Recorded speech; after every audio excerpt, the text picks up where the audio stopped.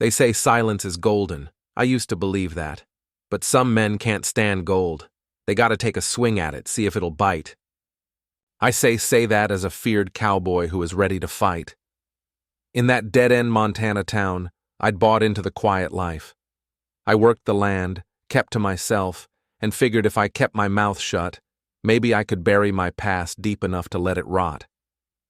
But hell, gold draws thieves in silence. Well, it don't fool everybody. Some idiots just gotta poke it, see if it's got teeth. So there I was, sitting in the saloon, the air thick with the smell of stale beer and the kind of fear that hangs in a room when men know they've stepped too far. And there he was, the younger brother of that no-good outlaw, Wade Harrison, thinking he could make a name off of me. The little punk was full of cheap whiskey and borrowed courage, hand twitching near his gun. The damn piano player stopped mid-tune, like the whole place knew what was coming. Everyone in that room had heard about the 4 riders Wade sent out to my ranch last night. The ones I sent back broken, carrying a message they'd never forget. That stupid kid snarled at me like a dog ready to bite. "You got some nerve showing your face in town after what you did to my men." I didn't flinch. I let the silence hang in the air, cold and heavy. "I'm just here for supplies, son. Unless you want to pick up where we left off last night?" The boy's face turned red, spitting out questions, all bark and no bite. "You think you're special, don't you? Think you can hide out on that ranch like some ghost?" Ghost. That word hit me like a freight train, hard and fast. It was a name I thought I'd buried, like an old skin I hoped would wither away. But some names, they cling to you. They don't just fade into the dust, they brand you. I let my anger build, the heat of it rising like fire under dry wood. "Ghost, huh?" My voice dropped, dangerous and steady. "You don't know the first damn thing about me, kid. You just woke up something you weren't ready for. And I promise you, it's gonna be the last mistake you ever make." A new voice cut through the tense silence, cold and sharp as a winter wind. It was the outlaw leader himself, telling his younger brother that was enough. He moved with a predator's grace, his eyes missing nothing as he approached. Older, smarter, and a damn sight more dangerous than his hot-headed sibling, he stopped a few feet away, his gaze locking onto mine. There was a flicker in those eyes, recognition perhaps, or just a wolf sizing up an unexpected threat. He addressed me, confirming my assumed name, and stated we needed to have a little chat. He'd been asking around about me, he said, and found it a funny thing that nobody seemed to know where I came from. It was, he drawled, like I'd just appeared, like a ghost. He said it again, letting the word hang heavy in the smoky air. And in that moment, looking into that outlaw leader's calculating eyes, I knew. The peace I'd clawed out for myself in that quiet Montana town, it was over. The past I'd run so hard and so long from had finally tracked me down. And this town, this quiet little town, was about to learn why some men cherish silence and why some ghosts are best left undisturbed. That Montana town, nestled in a crimson-hued valley, seemed a world away in the spring of '73. It was the kind of place a man could lose himself if he was careful, and I was aiming to be very careful indeed. I rode in on a cool April morning, leading a pack mule, my old black duster catching the crisp mountain wind. Everything I owned in the world was on that mule or on my hip. A Colt Navy revolver, worn high, as comfortable and familiar as an old friend. I didn't talk much, just enough to ask for the land office. There, I purchased an old ranch, 500 acres of good grazing land tucked away in a quiet corner of the valley. The widow who sold it to me, she had kind eyes that didn't ask too many questions. She mentioned her late husband had loved the land, said it had good bones, and she hoped I'd find peace there. I told her I hoped so too. Peace. It was a foreign word, one I hadn't dared speak aloud for years, not since everything had changed. I mended fences on the new property, rebuilt the old barn, and started a small herd of cattle. I paid my bills promptly, even attended church on Sundays, though the hymns always seemed to catch in my throat, the words refusing to pass my lips. Folks in town started calling me by a nickname reflecting my quiet nature. It suited me fine. The less said, the less remembered. The town sheriff, a man who'd clearly seen his share of hard cases and dangerous men, he watched me. I'd see him sometimes, from the corner of my eye, sitting on the porch of his office as I rode by. I learned later he'd remarked to his deputy that there were two kinds of quiet men in that territory, those who had nothing to say and those who'd seen too much to speak of it. He figured I belonged to the latter group. The town doctor was the first to get a closer look at more than just my quiet demeanor. A piece of barbed wire laid my arm open while I was stringing fence, or so I told him when he was cleaning the wound. He remarked that ranching men earned their keep the hard way. He was gentle, professional, his touch surprisingly deft. But I saw his eyes linger on the other marks visible on my arms, old scars, pale against my skin. Bullet holes, knife wounds, a history written in flesh that no simple rancher should carry. He commented quietly, as he stitched, that some of those scars looked like they told quite a story. I merely replied that they were just old stories, best forgotten. He nodded, agreeing that some stories were, and added that he found minding his own business was generally good for a man's health in those parts. He was a good man, that doctor. He understood the value of discretion. The woman who ran the general store, she was observant too, a smart woman. When I'd buy ammunition, she'd ask if I was stocking up for wolves. I'd tell her they were always out there, and it was best to be prepared. She'd see me glance at the wanted posters tacked up on the wall, though I never said a word about them. She likely noticed I always sat with my back to a wall in any public place, the door always in my sight. Old habits. Habits that kept a man alive when peace was just a distant memory, a word in a book. For a while, it worked. The silence held. The land was good, the work was hard and honest. For the first time in too many years, I started to sleep through the night without waking in a cold sweat, the ghosts of my past momentarily at bay. The valley was beautiful, serene. I almost let myself believe that the life I was building, the quiet routine, could last. I almost forgot who I had been, what I had done. Almost. But the frontier was a restless place, and trouble, like a persistent creditor, always found its way to your door, no matter how far you ran or how quietly you lived. The arrival of the outlaw leader and his gang shattered that fragile illusion, their noisy malevolence a stark contrast to the peace I'd sought. The shadows of my past, long and cold, were stretching towards Providence Springs, and the storm I'd outrun for so long was finally about to break. The first real sign, after their initial swaggering arrival, was the visit from the old lawman, a man whose face turned ashen the moment he laid eyes on me. He'd recognized me, not as the quiet rancher, but as someone else entirely, someone he thought long dead. His shock was a harbinger, a sign that the life I'd carefully constructed was about to be torn apart. The climax of that quiet chapter of my life wasn't a gunshot, but a dawning, terrifying realization in another man's eyes. The ghost he thought buried had just walked past his window. Down in Providence Springs, the sheriff sat in his office with the old lawman. Neither man even pretended to sleep. The sheriff, breaking a long silence, asked if the old lawman had ever seen me work. The old lawman nodded slowly, recounting an incident involving a family pinned down by outlaws in Wyoming.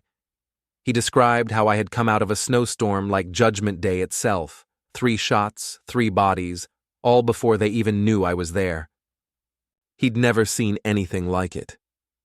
The sheriff mused on the dangerous combination of my presence and the outlaw gang in the same valley, uttering a prayer for them all.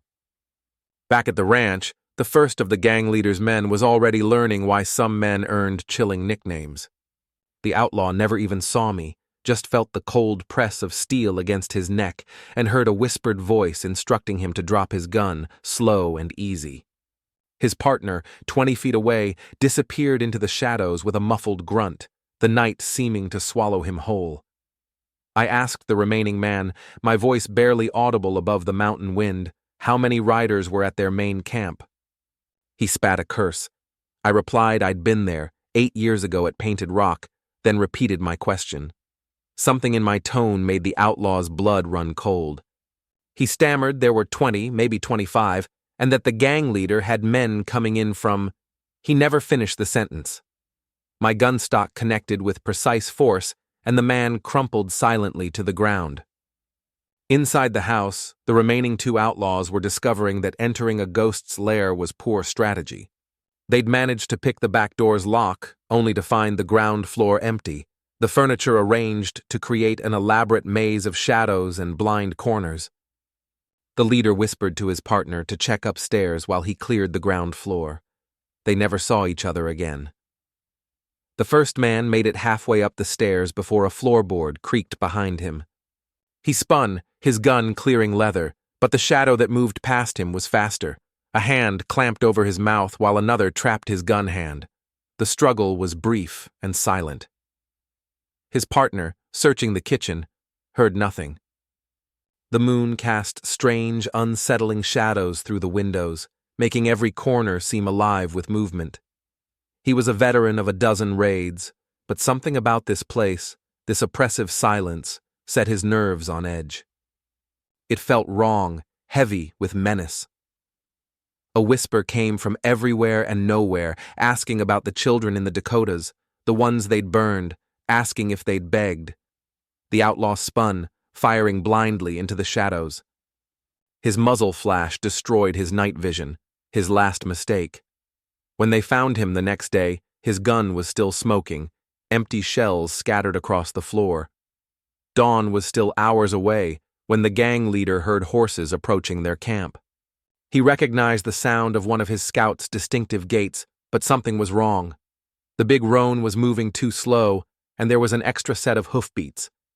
The youngest outlaw brother, half drunk by the fire, was the first to spot them, muttering that something wasn't right as he reached for his gun. 2 horses emerged from the darkness.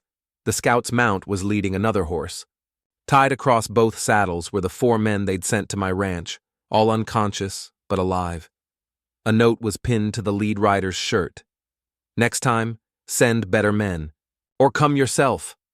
The gang leader crushed the note in his fist, his face twisted with rage. He called to his other brother, Mason, ordering him to get some men into town. He wanted to know everything about this ranch owner, where I came from, what I was running from, everything. Mason replied he'd already sent a couple of men to ask around, and they should be back by morning.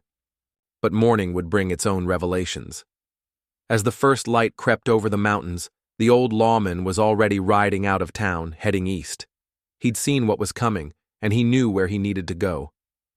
There were other ghosts out there, other legends from the Painted Rock days, and he knew Providence Springs would need every one of them before this was over.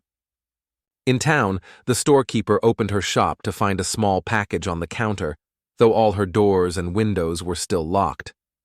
Inside was a box of ammunition for her shotgun and a simple note, "Stay ready." And at my ranch, I watched the sunrise from my porch, counting the hours until the real violence would begin. The 4 men I'd sent back were just a message, a reminder that some predators are best left undisturbed, but I knew the gang leader's type. The message wouldn't be enough. The ghost of Painted Rock was about to ride again, and this time there would be nowhere for the wicked to hide. The climax of this chapter was the delivery of that chilling message. The 4 defeated outlaws, a stark warning that the silent rancher was far more than he appeared. The morning brought more than just sunlight to Providence Springs. It brought whispers. Word of the night's events at my ranch spread through town like wildfire, growing more elaborate with each telling. By noon, half the town claimed I had single-handedly fought off a dozen men, while the other half swore it was closer to 20. The doctor's office had become an impromptu gathering place as he treated the 4 returned raiders. None had life-threatening injuries, but each bore the precise brutality of their encounter. Dislocated shoulders, cracked ribs, carefully placed bruises, the kind of damage that spoke of calculated violence rather than blind rage. One of them muttered through swollen lips that he never saw me coming, just a whisper in the dark, then nothing. The others nodded in agreement, their eyes haunted by more than just physical pain. The outlaw leader's brother, Mason, stood in the corner of the doctor's office, his cold eyes taking in every detail. Unlike his siblings, Mason had learned to read men like books, and these injuries told a story he didn't like. Each blow had been precisely placed, designed to incapacitate without killing. This wasn't the work of some lucky rancher. This was professional violence. He pressed the oldest of the four, a scarred veteran, for details about what happened when they entered the house. The man shook his head, saying it was like trying to fight a shadow. The place was rigged, furniture moved to create blind spots, rugs pulled back to make the floorboards creak.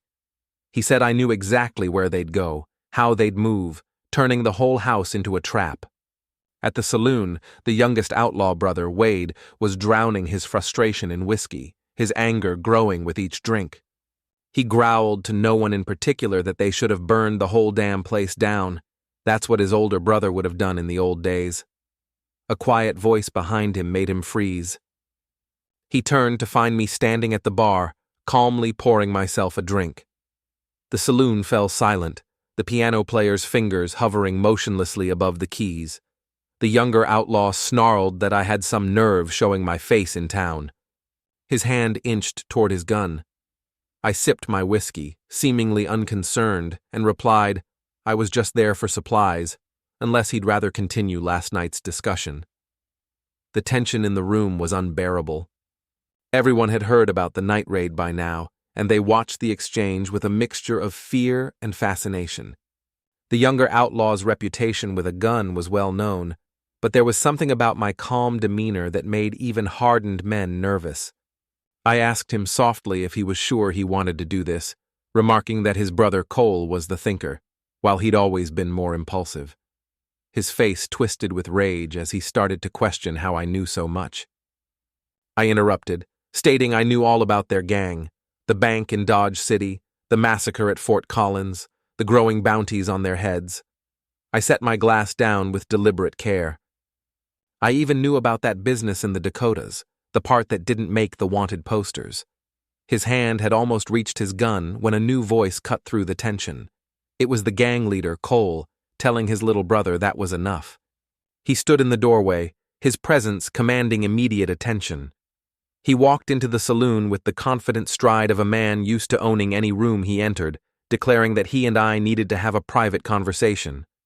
I remarked, still not turning around, that his men needed better training, as they made too much noise in the dark. A ghost of a smile played across the gang leader's features. He observed that it seemed I knew a lot about moving in the dark, almost like I'd had practice. He pulled up a bar stool, keeping a careful distance, and mentioned he'd been asking around about me. The interesting thing, he said, was that nobody seemed to know where I came from. I'd just appeared one day like a ghost. The word hung in the air between us. In the street outside, his brother Mason was positioning men at strategic points, covering every exit. Inside, the younger brother's trigger finger twitched with barely contained violence. I replied quietly that ghosts don't bleed. The gang leader countered that everyone bleeds, even legends, even the famous ghost of Painted Rock. The name dropped into the silence like a stone into still water. Around the saloon, men who'd heard the stories found themselves instinctively backing away. The ghost of Painted Rock was more than just a legend. He was a nightmare that still haunted men's dreams. I finally turned to face the gang leader, stating that particular ghost had died in El Paso. Our eyes met across the smoky room, two predators taking each other's measure. He questioned if that was true, because he'd heard a story once about a lawman who lost everything at a place called Painted Rock, lost his family, his badge, everything but his guns, and his skill with them. They said he spent 2 years hunting down every man responsible, 27 kills, all of them clean, professional, no witnesses, no warnings, just bodies left in the dark. My face remained impassive, but something flickered in my eyes, a cold light that made even the formidable gang leader pause. I told him softly to stay away from my ranch, to stay away from this town, giving him 2 days to ride out and take his business elsewhere. He laughed, but there was no humor in it, asking if I would add them to my count. I turned back to my drink, replying I'd add them to my ghosts. The threat hung in the air as I finished my whiskey and walked out of the saloon, past the younger brother's trembling gun hand and through the gauntlet of the gang's men. Each of them found themselves avoiding my gaze, their hands strangely reluctant to stray too close to their weapons. As the saloon doors swung shut behind me, the gang leader's smile faded. He called to his brother Mason, ordering him to send word to all their friends in the territory. He wanted every gun they could hire. If I wanted to play a ghost, he declared, they'd give me a proper haunting. The war for Providence Springs was about to begin, and the ghost of Painted Rock had just thrown down the gauntlet. The saloon confrontation, culminating in that chilling exchange and the outlaw leader's vow for an all-out war, was the chapter's undeniable climax. Word travels fast in the territories, carried on horseback and whispered in saloons. Within 24 hours of the outlaw leader's call, riders began arriving in Providence Springs, hardened gunmen drawn by the promise of blood money and the chance to test themselves against a legend. By sunset, the town had gained 30 new faces, each one carrying steel on their hip and murder in their hearts. At the sheriff's office, the lawmen watched them filter in with growing unease. These weren't common outlaws, these were professional killers. He recognized more than a few faces from wanted posters: a notorious quick-draw artist from Kansas, a pair of dangerous brothers out of Colorado, even a feared gunfighter from the Mexican territories. His young deputy observed worriedly that they were building an army. The sheriff corrected him grimly, stating it wasn't an army, but a hunting party. But the old lawman, Sage, had been busy too. His urgent telegram had reached its destination, a remote ranch in Wyoming where other ghosts from the past had found their own kind of peace. The message was simple. The ghost rides again. Providence Springs. Come quick. Back at my ranch, I was making preparations of my own. Those who rode past reported seeing me methodically working on my property, repairing fences, tending cattle, seemingly unconcerned with the gathering storm. But closer observation would have revealed subtle changes, sightlines being cleared, approaches to the house being modified, ammunition being strategically placed. The storekeeper noticed something else when I came in for supplies: extra coffee, bacon, and ammunition. Enough for several men. She asked carefully if I was expecting company. I replied softly, my eyes distant, that I was hoping for old friends, if the old lawman's message had reached them. In town, the outlaw brother, Mason, was orchestrating their strategy with cold precision. He'd divided their forces into teams, each assigned to specific approaches to my ranch. He told his brother, the gang leader, that I was just one man, and no matter how good I was, I couldn't watch every direction at once. The gang leader nodded, studying the crude map they'd drawn of my property. He asked about the town. Mason replied that most folks would stay out of it. The sheriff had no deputies to speak of except that green kid, Wilson, and even if he wanted to interfere, he couldn't. The youngest outlaw brother, Wade, nursing both a hangover and his wounded pride, spat on the floor, growling he should have killed me in the saloon yesterday. The gang leader smiled, but it didn't reach his eyes, telling his little brother no, they wouldn't miss all the fun.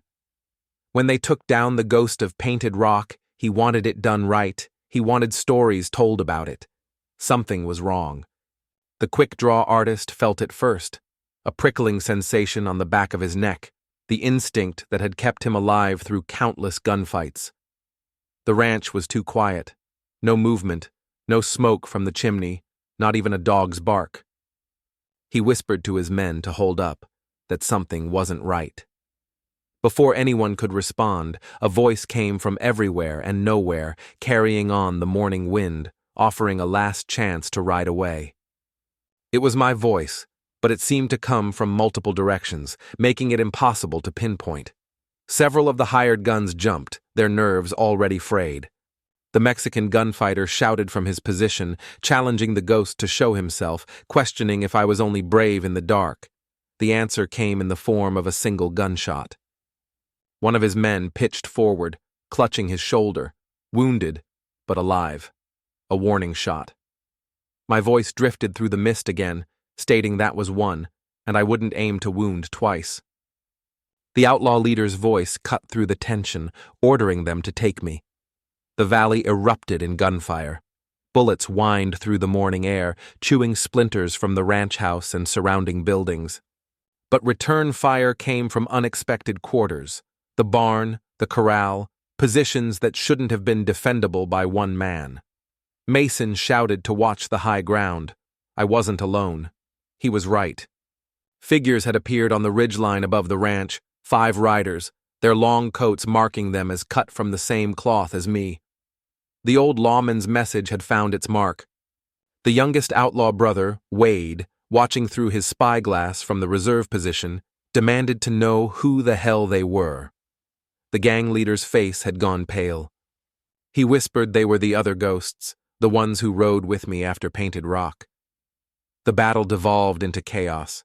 The Colorado Brothers team tried to rush the barn, only to be caught in devastating crossfire.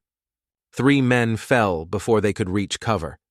The Mexican gunfighters group made it to the corral, but found themselves pinned down by precise fire from multiple directions. The quick-draw artist had seen enough. He shouted to his men to fall back, that it was a killing ground, but retreat wasn't as simple as advancing had been. Every route of escape seemed covered, every movement drew fire. The ghost of Painted Rock had turned his entire ranch into an elaborate trap, using the terrain and pre-positioned defenses to maximum effect. Mason watched his careful plan unravel, gritting his teeth, and commanded his men to push forward, insisting they still had the numbers. A quiet voice behind him made his blood run cold, telling him numbers don't matter in the dark. He spun, drawing his gun, but I was faster. Mason found himself staring down the barrel of that legendary Colt Navy revolver, his own gun clattering to the ground. I told him softly that I'd waited 8 years to meet him, that he was there at Painted Rock, that he gave the orders that night. His eyes widened with recognition. He stammered they thought I was dead. I replied that I was. What he was fighting now was just the ghost. Up on the ridge, the 5 riders began moving down toward the battle. Their leader, a graying man with a face weathered by years of violence, raised his hand. The others spread out, each taking pre-arranged positions. The outlaw leader, watching the disaster unfold, made his decision, ordering Wade to get their reserves up there, to surround the house. But Wade never got the chance to relay that order. A bullet kicked up dust at his feet, followed by a familiar whisper in the wind, telling him the boy stays out of it. The morning mist was beginning to burn off, revealing the true extent of the battlefield. Bodies lay scattered across the ranch yard, some dead, others wounded. The doctor, watching from his office window in town, could already tell it would be a long day. The Mexican gunfighter, his previous bravado forgotten, tried to rally his remaining men, declaring that one man could not. The words died in his throat as I stepped out of the shadows behind his position. I moved like smoke, my black duster making me seem part of the darkness itself. 2 of his men reached for their guns. Both were on the ground before their hands found steel. I told him quietly that he'd asked to see the ghost, and here I was. Up at the main house, the outlaw leader was finally beginning to understand the true gravity of his mistake. He'd brought an army to kill a legend, only to find that legends sometimes travel in packs. The 5 riders from the ridge were now moving systematically through his men, each of them displaying the same deadly efficiency as myself.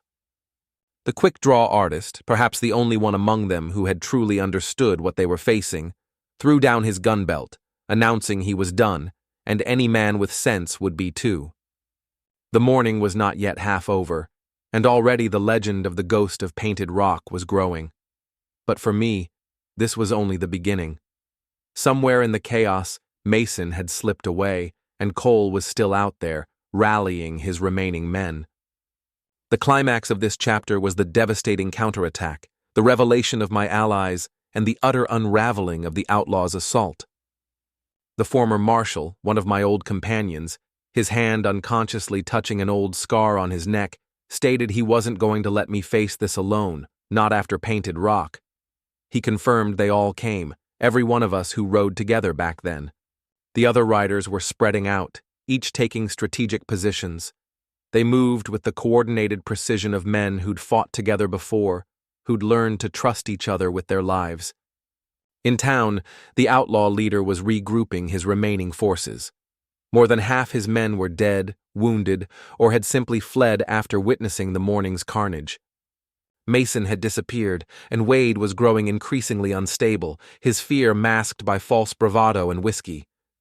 The gang leader ordered one of his men to send word to every camp and hideout within riding distance, promising them whatever they wanted. He needed more guns there by nightfall. A quiet voice declared they wouldn't come. Everyone turned to see the quick-draw artist walking into the saloon, his gun belt conspicuously absent. He stated that word was already spreading about what happened that morning, and no one was going to ride against the Judgment Riders, not for any price. The gang leader's face twisted with rage, insisting they were just men.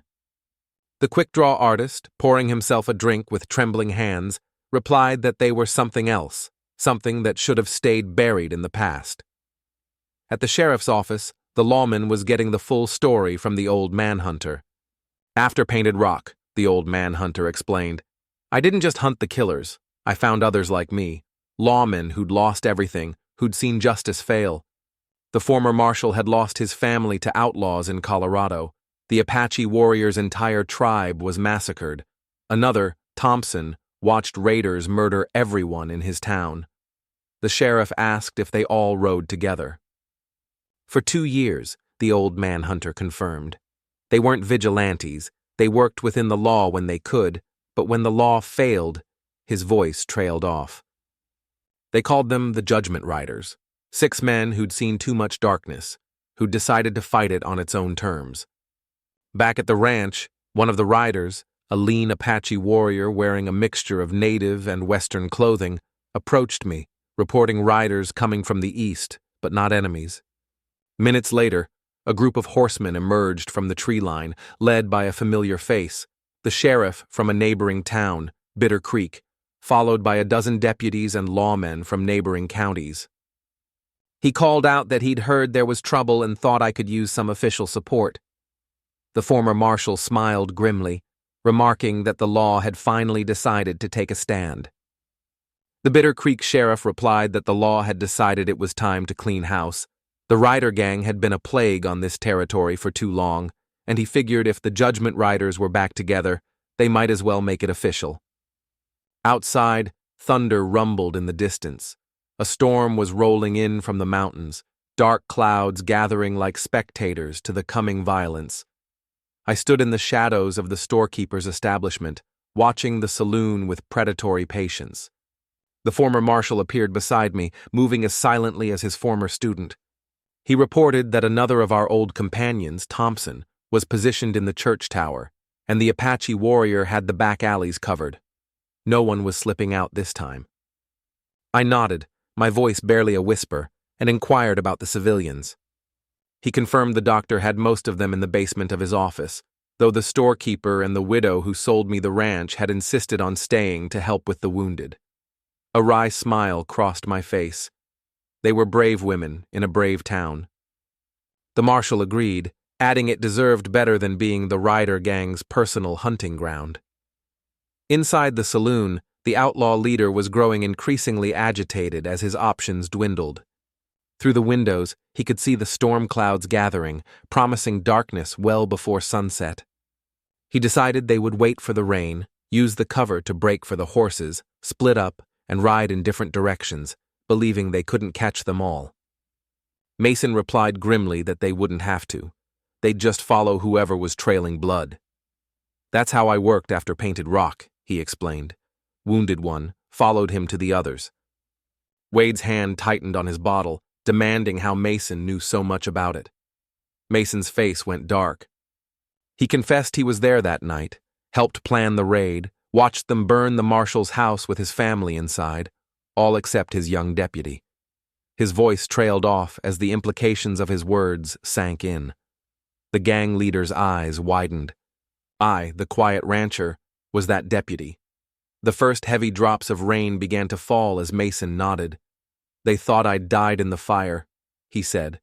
"By the time they realized I'd survived, I'd already started hunting them." 2 years, he recounted, I'd spent tracking down everyone who was there that night, everyone except them, Cole finished, because they'd already made a name for themselves, had too many men, were too well protected. Until now. Thunder cracked overhead as the storm broke in earnest. Rain drummed on the roof of the saloon, and lightning flashed across the darkening sky. In that brief illumination, the gang leader caught a glimpse of movement outside, figures taking up new positions in the gloom. "Now!" he shouted. "Everyone move!" The remnants of the outlaw gang burst from their hideouts like startled rabbits, running for the livery stable through the curtain of rain. Gunfire erupted immediately, the muzzle flashes bright in the artificial twilight. Men fell, their blood mixing with rainwater in the muddy street. Mason led his group through the back alleys, only to find the Apache warrior waiting for them. The native warrior's Winchester spoke 3 times, dropping 3 men in their tracks. The rest scattered, trying to find cover in the rain and darkness.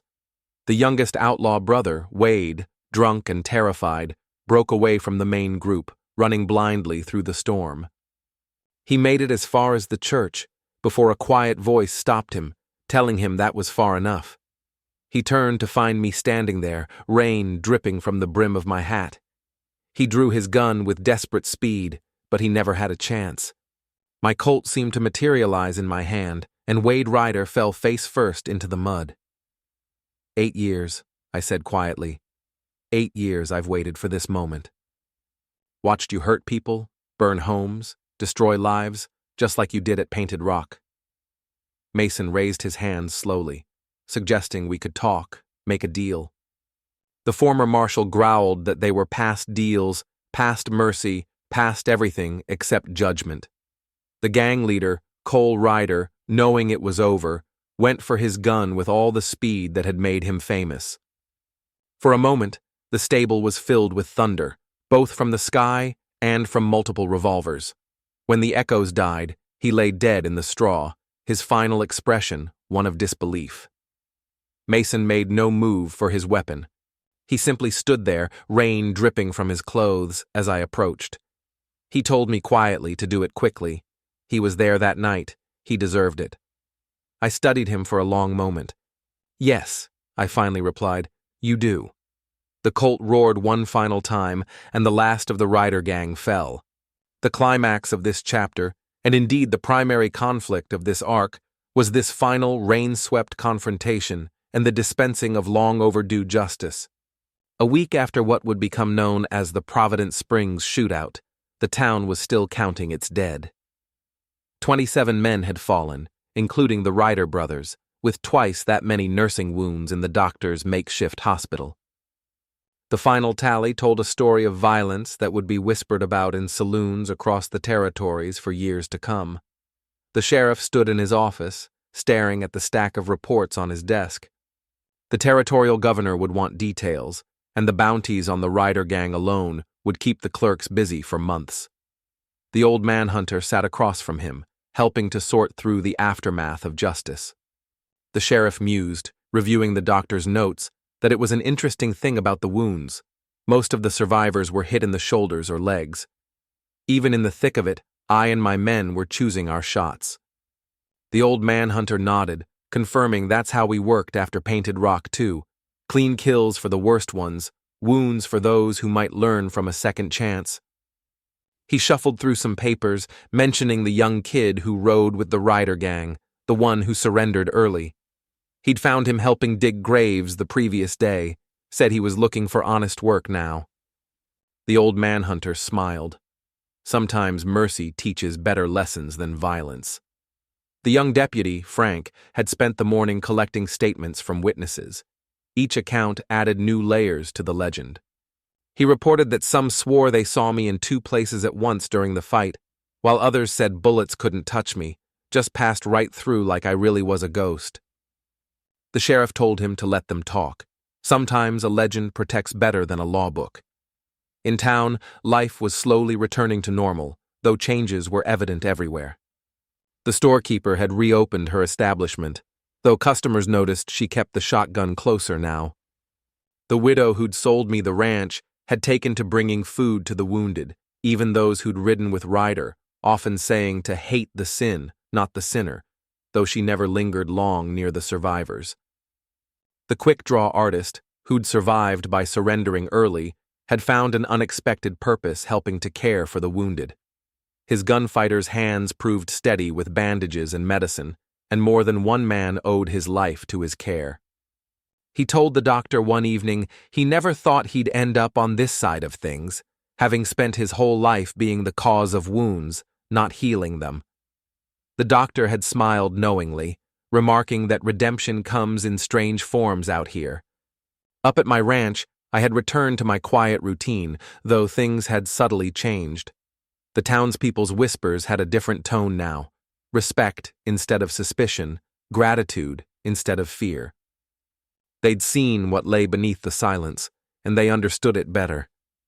The former marshal and the other judgment riders had departed as quietly as they had arrived, melting back into the territories like the ghosts they were. But the marshal had left me with a warning. Word was spreading. Other outlaw gangs would hear about Ryder. Some would be smart enough to stay away. And the others? I had asked. The others, he'd said, will come testing the legend, looking to make their own names by challenging the ghost. The Apache warrior, last to leave, had added his own counsel. The wolf that hunts alone dies alone. Remember, you have brothers, even in the shadows. The Bitter Creek sheriff, before returning to his own town, had offered me a badge, saying the territory could use more men like me, in an official capacity this time. I had declined with a slight shake of my head. Some ghosts serve better in the shadows. The doctor, tending to the last of the wounded, had perhaps understood best. Men like me, he told the old manhunter, are the price of civilization in a wild land. We sleep safe because they stand ready to do violence on our behalf. The real heroes, he mused, are the ones who carry that burden quietly. The truth about Painted Rock emerged gradually, pieced together from whispers and half-remembered tales. How a young deputy named Hunter had been away that night, tracking a horse thief. How he'd returned to find his world reduced to ashes. The marshal, their families, everyone he'd known. How something in him had died that night, only to be reborn as the ghost. One evening, about a month after the shootout, the old manhunter made one final visit to my ranch before heading east. He found me on the porch, watching the sunset paint the mountains gold. He said the other riders sent their regards, and that they'd come if I ever needed them again. I nodded, the ghost of a smile touching my lips. Some debts can never be repaid. He agreed, but added that some ghosts can find peace, even if they can't find rest. We sat in comfortable silence as darkness crept over Crimson Valley. In town, lights began to twinkle like earthbound stars, each one representing a home, a family, a piece of civilization carved out of the wilderness. The old manhunter finally spoke, saying he'd been thinking about those old stories, about how the ghost of Painted Rock died in El Paso. He wondered aloud if maybe he hadn't. Maybe he just found something worth living for instead of dying for. As night settled over Providence Springs, people slept easier knowing their guardian angel wore a black duster and carried a Colt Navy revolver. The legend of the ghost would live on, but the truth was both simpler and more profound.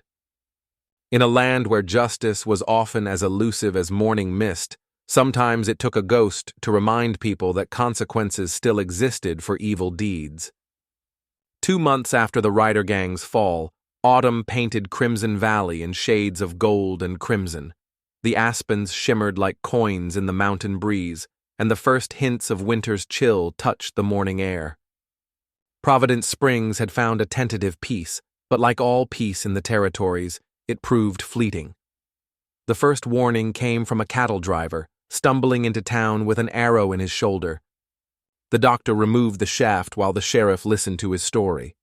The arrow wasn't Apache, it was Comanche, and it carried a message carved into its shaft: Red Hawk's Band. The driver gasped they were coming, said they'd heard about the ghost, and wanted to test if bullets could kill a spirit. The sheriff found me at my ranch, mending fences in the crisp autumn air. He explained that Red Hawk was no common raider. He had 40 warriors, all of them army-trained deserters, who'd been hitting settlements from Texas to Colorado. He recounted 17 settlers killed in the last month, women and children too. He shifted uncomfortably, noting these men were different from the riders. They didn't care about reputation or money. They killed for the joy of it. I continued my work, my movements unhurried, and replied softly that all men die the same, ghost or flesh, bullet or blade. In town, preparations began. The storekeeper and the widow organized the stockpiling of supplies in the church basement. The young deputy drilled the townspeople in basic defense, though his hands shook slightly when demonstrating reloading techniques. The quick-draw artist, who'd stayed on as the doctor's assistant, offered his own expertise, explaining to the gathered townspeople that Red Hawk's men would attack at dawn. They always did, something about their beliefs about spirits being weakest at first light. The old manhunter's warning arrived by telegraph. Red Hawk had burned 3 towns, no survivors. The army was pursuing but was a week behind. He was coming with help and urged us to hold fast. At my ranch, I made my own preparations. I rode the boundaries of my property, setting up the same kind of elaborate defenses that had helped defeat the riders. But there was a different quality to my work now. These traps were meant to kill, not wound. The widow visited me one evening, bringing a pouch of dried herbs. She explained her husband had learned of them from the Cherokee. Burning them at night, the smoke confused horses, making them skittish, which might give me an edge. I accepted the gift with a nod and told her quietly that she and the others should leave town, at least until this passed. She replied firmly that this was their home. They didn't run from the riders, and they wouldn't run now. The next day brought more refugees from the east, each with their own stories of Red Hawk's brutality. The doctor worked tirelessly, treating wounds and gathering information. A pattern emerged. The Comanche band was moving deliberately toward Providence Springs, leaving a trail of destruction that seemed designed to draw attention. The sheriff told me they were sending me a challenge, making sure I couldn't ignore them. I knew, checking my Colt methodically. That, I thought, was their first mistake. The storekeeper found me in her establishment that afternoon, stocking up on ammunition. She hesitated, then said she'd heard things about me having experience with the Comanche after Painted Rock. I paused in my shopping. 2 months, I told her, tracking Red Hawk's predecessor through Comanche territory, a man named Black Horse. He taught me things before I killed him. She asked what kind of things. How to fight like a ghost. I met her eyes. How to make men fear the dark. As sunset approached, tension in Providence Springs reached a fever pitch. Scouts reported Red Hawk's band was less than a day's ride away. The town had changed since the rider gang's defeat. Gun ports had been added to buildings, defensive positions prepared. They were no longer helpless settlers waiting for salvation. I rode into town at dusk, my black duster catching the last rays of sunlight. I found the sheriff organizing volunteers at the jail. He reported he'd sent telegrams. The army was still too far away, and the former marshal and the others wouldn't make it in time. Good, I replied. He blinked. I explained that Red Hawk wanted to test the ghost. We should give him what he came for. That night, an unearthly fog rolled down from the mountains, thick and white as burial shrouds. The widow's herbs burned at strategic points around the town, their sweet smoke mixing with the mist. In the ethereal darkness, shadows seemed to move of their own accord. The quick-draw artist, watching from the church tower, felt old instincts stir, remarking he almost felt sorry for them. I rode out alone as midnight approached, vanishing into the fog like the ghost I was named for. The night held its breath, waiting for the violence to come. In town, people huddled in their homes, praying to whatever gods they believed in. Red Hawk's band was camped in a box canyon 5 miles east, their fires burning low. They were experienced warriors, hardened by years of fighting both armies and settlers. But as the fog rolled in, bringing with it the strange, sweet smoke, even their veteran horses began to stamp nervously. The first arrow that fell among them carried a message carved in its shaft, written in perfect Comanche. Ghosts walk tonight. The war for Providence Springs was about to begin again, but this time, the ghost of Painted Rock wasn't fighting to protect just a town. He was defending his home. The true climax of this chapter was my solitary ride into the supernatural fog, a silent promise of the terror I was about to unleash, turning the hunters into the hunted before a single shot was fired in open battle. The fog-shrouded hours before dawn turned Crimson Valley into a realm of shadows and whispers. Red Hawk's warriors, for all their experience and brutality, found themselves facing an enemy that seemed to exist between worlds. The sweet smoke from the widow's herbs, carried on the wind, made horses rear and warriors grip their weapons with uncertain hands. The first casualty wasn't found until sunrise. A scout, half a mile from the main camp, his throat cut with surgical precision. A message was carved into his saddle in Comanche. The ghost remembers Black Horse's lessons. Red Hawk himself stood in the pre-dawn gloom, his scarred face twisted with rage. Unlike his men, he remembered the stories of Black Horse's death, how a shadow had hunted his predecessor through the territories, striking and vanishing like summer lightning. He growled to his lieutenant that I was one man, and one man could not fight 40 warriors. His lieutenant replied quietly that Black Horse had said the same, before the ghost sent them his head. In Providence Springs, the townspeople had taken shelter in designated strongpoints, the church, the jail, and several reinforced buildings. The doctor had converted the basement of his office into a field hospital, though he prayed it wouldn't be needed. The quick-draw artist moved between positions, steadying nerves with his newfound wisdom. He advised them to watch the fog. I wasn't just using it for cover, I was using it to make them see things that weren't there. The sheriff, positioned in the church tower with his young deputy, saw the truth in those words. Shapes moved in the mist, some real, some merely tricks of shadow and imagination. Occasionally, a scream would pierce the pre-dawn silence, followed by the thunder of panicked horses. The deputy whispered, his young face pale in the darkness, that I was hunting them like a wolf culling the herd. The sheriff corrected him grimly. No, like a ghost teaching men to fear the dark. Red Hawk's band began to fragment as fear took hold. 3 warriors, veterans of a dozen raids, broke away from the main group, heading for safer ground. They made it half a mile before arrows took them, not killed, but pinned to the ground by their own clothes. When their companions found them an hour later, they were babbling about shadows that moved against the wind and whispers in perfect Comanche that seemed to come from nowhere and everywhere. The storekeeper, watching from her establishment's second floor, saw me emerge briefly from the fog. I moved like smoke given form, my black duster making me seem part of the darkness itself. 3 of Red Hawk's warriors pursued me down an alley. None emerged. She later told the widow it wasn't just skill, it was like I'd become what they feared I was. The old widow nodded knowingly, remarking that sometimes, child, the legend becomes the truth. As dawn approached, Red Hawk made his decision. Gathering his remaining warriors, now barely 30 strong, he prepared to charge the town. "We end this now!" he shouted in Comanche. "No ghost can stop 30 rifles!" The attack began with war cries and thundering hooves. Red Hawk's warriors, their fear transformed to desperate courage, rode hard for Providence Springs.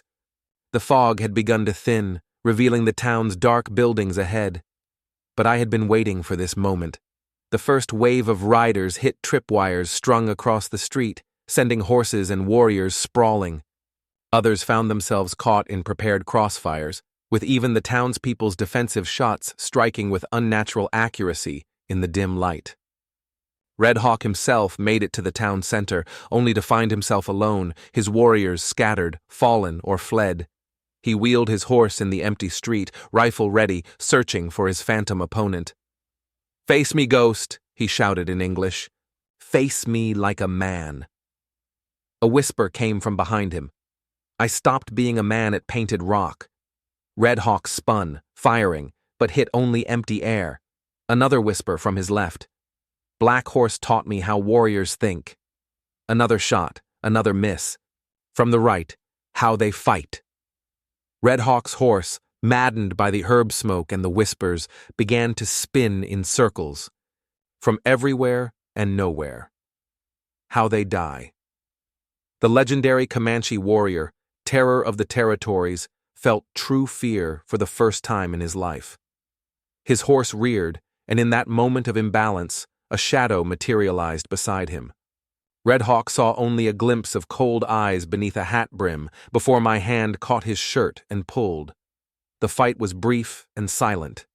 When it ended, Red Hawk lay in the dust, his own knife pressed against his throat. I told him softly his men could leave, those who still lived, but he would stay. The territory needed to see what happens to men who kill innocents.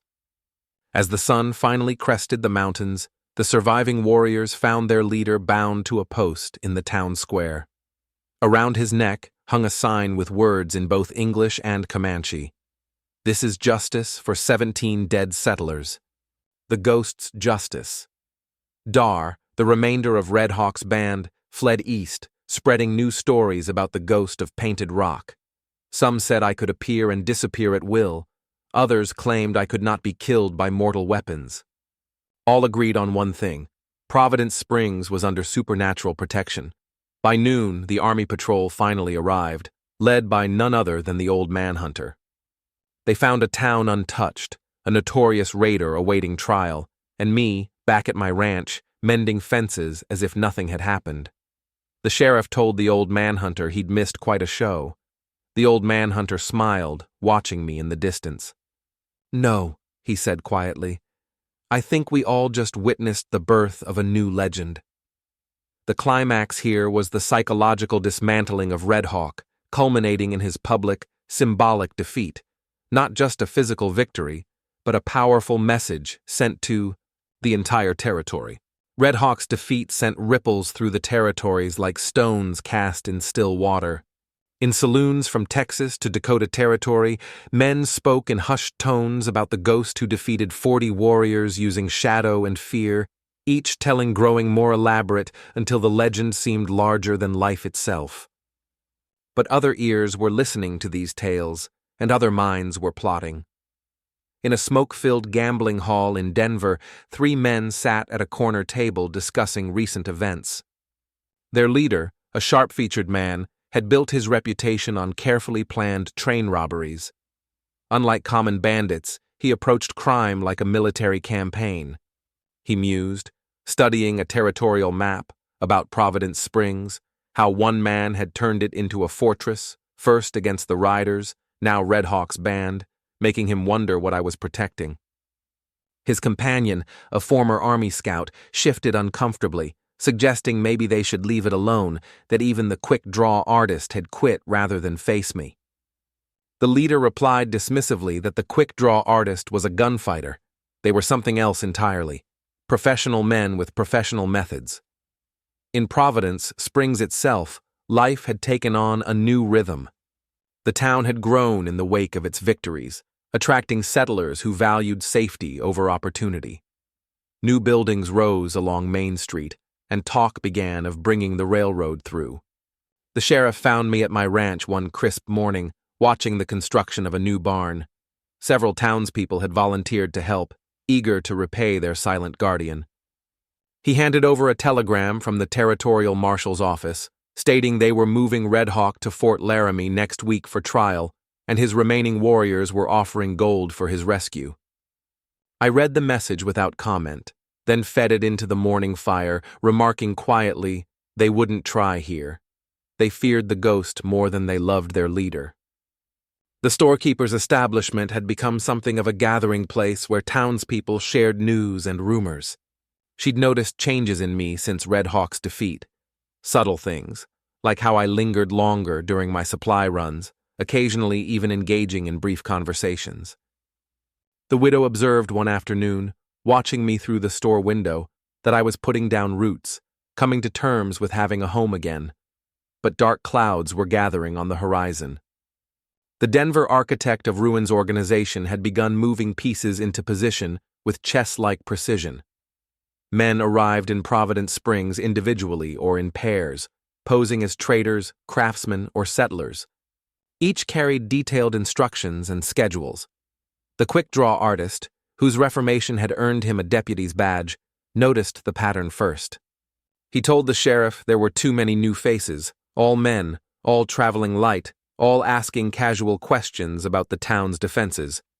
The old manhunter's latest letter brought its own warnings. Watch for a man named Drake, West Point educated, turned outlaw after the war, specialized in complex operations. His last job killed 12 guards without firing a shot. He'd used poison gas. At my ranch, I sensed the changing winds. I spent more time observing the town from my porch, noting faces and movements. The tactical mind that had served me since Painted Rock categorized threats and calculated responses. The doctor, bringing news of a suspicious injury among the newcomers, found me cleaning my Colts one evening. He warned that they were professionals this time, military trained. He recognized the way they carried themselves. Good, I replied softly. Professionals respect preparation. Makes them predictable. But this new adversary's planning went deeper than anyone suspected. His men had spent weeks mapping every approach to the town, every defensive position, every routine. They'd studied the stories of the Rider Gang's defeat and Red Hawk's failure, learning from others' mistakes. The leader, Drake, told his lieutenants during a secret meeting outside town that the ghost relied on fear. Take that away, and he's just a man, and men can be killed. The autumn days grew shorter, shadows lengthening across Crimson Valley like nature itself was preparing for the coming storm. The storekeeper noticed supplies going missing from her establishment's basement, mining equipment, chemicals, things that seemed random until a pattern emerged. The young deputy, now more confident in his role, connected the dots. He reported to the sheriff they weren't planning a straight fight. These were components for explosives, gas weapons. They were going to hit us with something new. I received the news with characteristic calm, but those who knew me well saw the subtle tension in my movements. The ghost of Painted Rock had faced many enemies, but never one who thought like a general. The widow, perhaps understanding better than most, brought me another gift. Not herbs this time, but an old journal.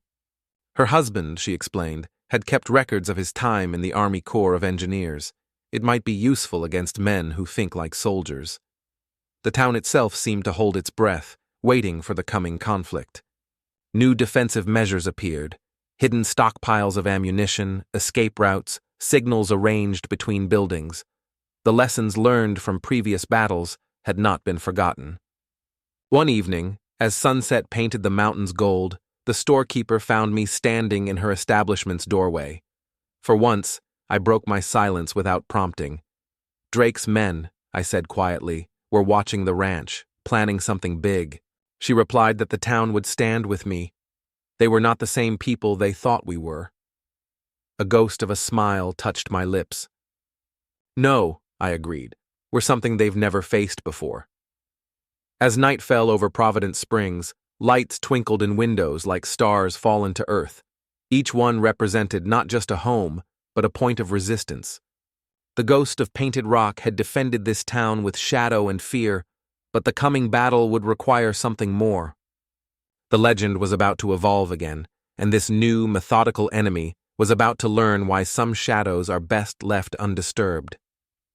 The climax of this chapter was the dawning, chilling awareness of a new, highly intelligent threat, and the town's quiet, unified preparation to meet it, marking a shift from relying solely on me to a collective defense. The winter of 1873 came early to Crimson Valley, bringing bitter winds and long, dark nights. The architect of ruin, Drake, chose the darkest night of November to spring his trap, when a new moon left Providence Springs wrapped in absolute blackness. His plan, months in the making, began with absolute silence. 4 teams of men, moving with military precision, took up positions around the town. They carried not just guns, but sophisticated weapons, gas grenades manufactured in Chicago, explosive charges designed for safe cracking, even primitive smoke machines meant to counter my famous fog tactics. Drake had instructed them to remember that the ghost was just a man. Strip away his shadows, his tricks, and he'll fall like any other. But Providence Springs had changed since the days of the Ryder Gang. Hidden watchers noted every movement, signals passed silently between buildings. In his office, the sheriff received regular updates from the quick-draw artists' network of reformed outlaws, each now serving as the town's eyes and ears. At my ranch, I sat in darkness, the widow's engineering journal open before me. I'd spent weeks studying its contents, understanding the principles that Drake's men would rely on. The ghost of Painted Rock was evolving, adapting to face a new kind of enemy. The attack began at midnight with a series of coordinated explosions, not aimed at buildings, but at strategic points around town. The blasts were meant to create chaos, to disrupt the darkness that I used as my weapon. Drake's men moved in behind rolling clouds of chemical smoke, wearing masks to protect themselves. They expected confusion, panic, the perfect conditions for their carefully planned assault. Instead, they found a town prepared for war. The first team approaching from the east triggered hidden floodgates that the storekeeper had helped to design. Water from the town's reservoir turned the street into a freezing quagmire, their gas grenades useless in the flood. The second team found their smoke machines suddenly working against them. The winds, channeled by newly constructed buildings, created a backflow that blinded their advance. The young deputies' volunteers, positioned on rooftops, picked them off with disturbing accuracy.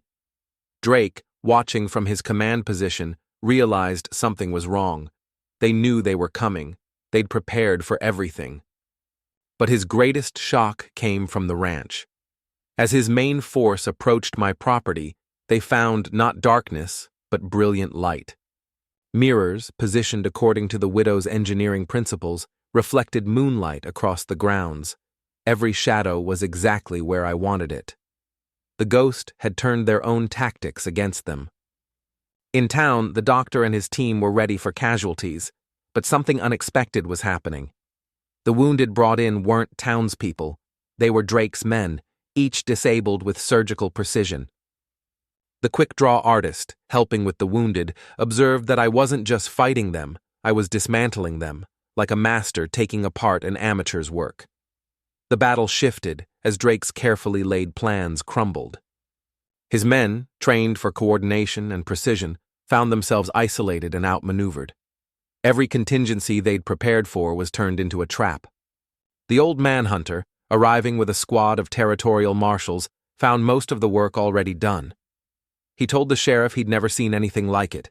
They came with an army, and I turned the whole town into my weapon.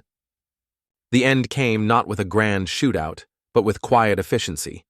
Drake, attempting to rally his remaining forces, found himself suddenly alone in the street. My whisper came from everywhere and nowhere.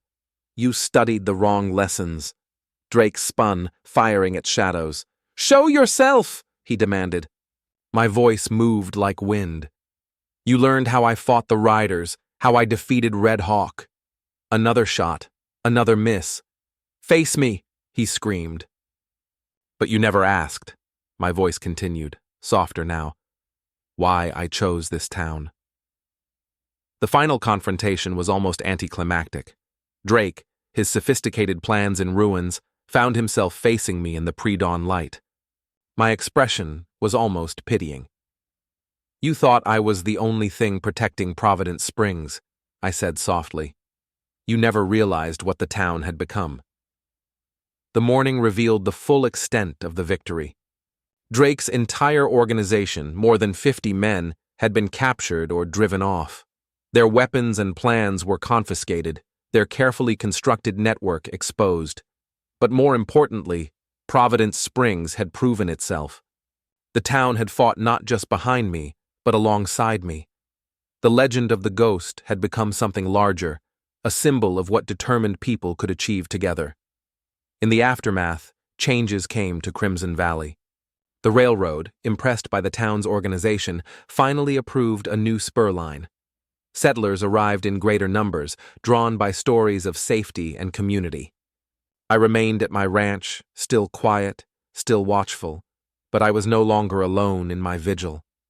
The town had learned to guard its own peace, to stand against the darkness in its own way. The storekeeper found me on my porch one evening, watching the sunset paint the snow-covered mountains.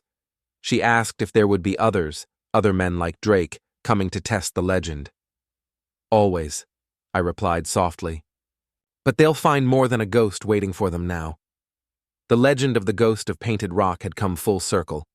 What began with a lone avenger, haunted by past tragedies, had become a story of redemption, not just for one man, but for an entire community. As winter settled over Providence Springs, people spoke not just of the silent rancher who protected them, but of the town itself, a place where good people had learned to stand against evil, where a ghost had taught them not to fear the dark. The West was still wild, still dangerous, but in one corner of the territories, the darkness had learned to fear those it meant to prey upon. And in the end, that was a legend worth more than all the others combined.